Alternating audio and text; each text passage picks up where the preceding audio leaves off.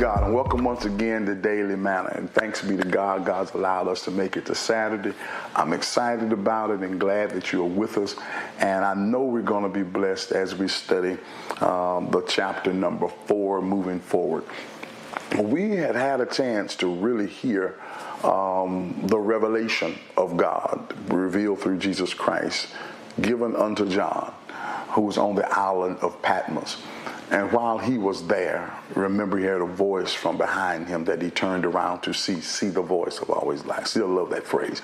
And had a chance to hear about different churches, the churches of which we've had an opportunity to thoroughly review, the churches of Ephesus, if I'm not mistaken, and then went on to the church of Smyrna, and then went to the church of Pergamum, then the church of Thyatira, and then went to the church of Sardis, and then went to the church also of Philadelphia, ended with the church of Laodicea. Had a chance to review all of these churches and had a chance to hear an interesting paradigm in the first 5. And those first 5 churches had everything to do with something that they were doing good, and then he shifted to that which was the offense or that which he had against them, the ought, and then gave a recommendation for how it could be fixed and asked them to do so.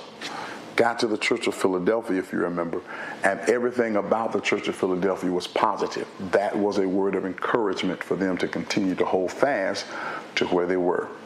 Then went to the church of Laodicea, and everything with Laodicea was negative. There was not a positive anywhere. There was a negative. He challenged them because they were neither hot nor cold. He wanted to therefore spew or spit them out of his mouth. Consequently, he challenges them to make up their minds. You got to choose either be hot or cold. If you're going to find yourself ever maturing, you got to find yourself being refined, become golden. You got to dress yourself up and therefore become pure and cover up that which has been evil with a robe of white, and therefore have your eyes changed because you need salve placed on your eyes to see. You need to have a difference in you. And then he encouraged them to become overcomers, because as an overcomer, you become like Jesus, being able to sit with the Father at the right hand. Well, that is the churches of which he's dealt with. Then all of a sudden, we get to chapter 4, and there is a shift in the conversation. It says, after this I looked, and there before me was a door standing open in heaven. Now go back earlier, because I need you to take the time to hear again these words inside of to Philadelphia. Remember, he says, these are the words to him who is holy and true, who holds the key of David. What he opens, no one can shut, and what he shuts, no one can open. I know your deeds. I see I've placed before you an open door. That same phraseology, open door, comes back inside of chapter number 4. Was a door standing open where? In heaven, singular. Okay? Now the reason why I want you to hear heaven singular is primarily because when you have a chance to hear what is found inside of Paul's second letter to the church at Corinthians, when he talks about he was taken to the third heaven, the implication is there are heavens, plural, but but when he went, he had a door open in heaven, singular. And when you hear Jesus, when he is raised from the dead, he said, all power in heaven, singular, and earth is in my hands. All this is important because when you hear that, that means that there are multiple heavens according to what Paul's revelation says, third heaven. But Jesus has only been given the power of heaven and earth, thus allowing us to see the difference between Jesus and the Father. The Father has all power because his power finds itself being extended to heavens. Jesus' power is singular in heaven and earth. And come back and look at this. And the voice I had first heard speaking to me like a trumpet said, come up here, and I will show you what must take place after this. In essence, I want your eyes to be open to behold what is to come beyond the conversation I've had given you regarding the 7 churches. I've told you about the 7 churches. I've given you words of instruction and encouragement for them. But now I need you to see what's going to happen after this. At once I saw, I was in the Spirit, and there before me was a throne in heaven with someone sitting on it. And the one who sat there had the appearance of jasper and carnelian. A rainbow resembling an emerald encircled the throne. Surrounding the throne were 24 other thrones, and seated on them were 24 elders. Wow. They were dressed in white and had crowns of gold on their head. From the throne came flashes of lightning, rumblings, and peals of thunder. Before the throne, 7 lamps were blazing. These are the 7 spirits of God. Also, before the throne, there was what looked like a sea of glass, clear as crystal. In the center around the throne were 4 living creatures. They were covered with eyes in front and in back. Hear that again. In the center around the throne were 4 living creatures, and they were covered with eyes in front and in back. Interestingly enough, I want us to because this is a major digestion, because it's a matter of us having a chance to see the holies of holies throne, the throne of God, and the place where God resides, seated. The appearance of him is amazing as he gives the description of how he saw the divine, featured in what might be considered to be jasper and carnelian, and with a rainbow resembling an emerald encircled around the throne. That's powerful. But around him, around that same spot, was 24 chairs and 24 places of people were sitting. And these places represented places of 24 elders. And they found themselves with crowns, and while they were dressed in white. And from where they were, there were these flashing lights, blazing. And ultimately, these represented the 7 spirits.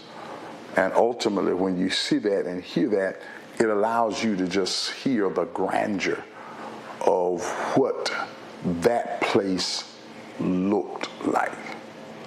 Strangely enough, when Paul had a chance to go to the 3rd heaven, he was not permitted to tell what he saw. John, the revelator, John, is given permission to tell what he saw. Peter couldn't, John could. The interesting thing about that is that John does not get something to keep him humble. Paul gets something that keeps him humble. He gets a thorn in the flesh, a messenger of Satan to buffet him. John doesn't. But both of them receive heavenly visions. Ooh, Lord have mercy. They both got heavenly visions. And the visions were about things that are and that are to come. And imagine you being able to see what heaven looked like, what the throne room of God looked like, and to hear that there were beasts that had eyes wrapped around their heads, eyes in front and back, in essence seeing everything, knowing everything, observing all things, which means that they were able to behold in every corner, every crevice, that which was going on, eyes around them, seeing all things. And that means when we find ourselves trying to do something in secret, hey, what we're being able to hear is that God knows. The eyes of the Lord are in every place. The eyes of the Lord are in every place. And these places in which this wonderful throne room was all in honor of God, and were all persons who were giving sacrifice, humility, and honor to God. And God was being glorified. El Shaddai, the great I am, being glorified in a great exalted place, high and being lifted up. train filling the temple. He is being glorified. He is being magnified. And yet this God, this amazing God that has persons who already worship him, who already honored him, considered it necessary to create humanity and to come amongst humanity to find out if humanity would love him and honor him based upon who God was and who God is in their lives without being forced to. Could they follow him without being made to give them the right to choose God or to discard God? Humanity was given the choice. And ultimately, children of God, so many times we have missed the mark. The creatures that sit around the throne of God can't help it. That's the assignment. They are in a place where they are always honoring the great I am. And you and I have been given a choice to honor him. They made to honor him, made to glorify him, made to see for him, made to allow him to behold. We have been given the opportunity to choose him. And how often do we mess up because we don't choose him?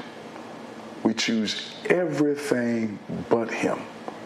But I still love the song, I'd rather have Jesus more than anything. Choosing him means he really is the author and the finisher of my faith. Choosing him means I acknowledge his glory and I have not gotten a glimpse of what's there. But when I consider the works of your hands, Lord have mercy, the moon and the stars which thou hast ordained, I must say, what is man that thou art mindful of him? When I see what you've created, when I see what you made, I got to ask myself, who am I that you would even consider me worthy to therefore risk your only begotten son for me? And then I come back and say how great thou art. My. How great thou art. I see the rolling thunder. My. When I see the mountains, when I see the beauty of God, when I hear the rolling thunder and I see all the works of your hand, I got to ask myself, what is man? I want you to come to church tomorrow with remembering, reflecting on the greatness of God. We sometimes forget how great God is and how big God is. Those persons in the throne room acknowledge it. They see it. We do not see it with our natural eyes. But I want you to come with the beholding of the greatness of God. When I'm in by talking about my time going into a church, and I know I'm a little long today. My time when I was going into the church and some of the churches that were in Jerusalem when I went to Israel. When I went into those churches, a great percentage of them, I had to bow to go in. I had to bend down to come in the door. And I wondered initially, why was that? Until I understood that the buildings were designed that I had to humble myself. I had to bend over. I couldn't walk in straight up. I had to bend down to walk in. I had to humble myself walking in to acknowledge by behavior and body the amazement and the awesomeness of God. If we could ever allow ourselves to be humbled before him, coming into his presence, acknowledging who he is, then we would really have a different form of worship. The oddness of God, the awesomeness of God, the majesty of God, if we could ever be able to envelop it, it would change who we are and how we function. And if we could take that away from church and live it out within our community, our interaction with one another would be different. Oh my God. If we could just get to that place where we recognize that the hymn writer was correct when he wrote these lyrics and these words. O Lord, my God, when I in awesome wonder consider all the worlds thy hand hath made, I see the stars, I hear the rolling thunder, thy power throughout the universe displays. And when I think that God, his son not sparing, sent him to die, I scarce can take it in that on the cross my burden gladly bearing, he bled and died to take my sins away. When Christ shall come with shout of acclamation and take me home, with joy shall fill my heart, then I shall bow in humble adoration and then proclaim, my God, how great thou art. How great thou art. How great thou art. I want us to go through this day remembering the awesomeness, the majesty, and the awesomeness of who God is. Bring it to church tomorrow. And let's see how the Lord blesses us. I'm over my time. I'm out of time. And I look forward to seeing you tomorrow. Church is 9:30. I look forward to you being there on the east side. It starts at 10 o'clock. Know that I love you. Thank you for your time. And God bless.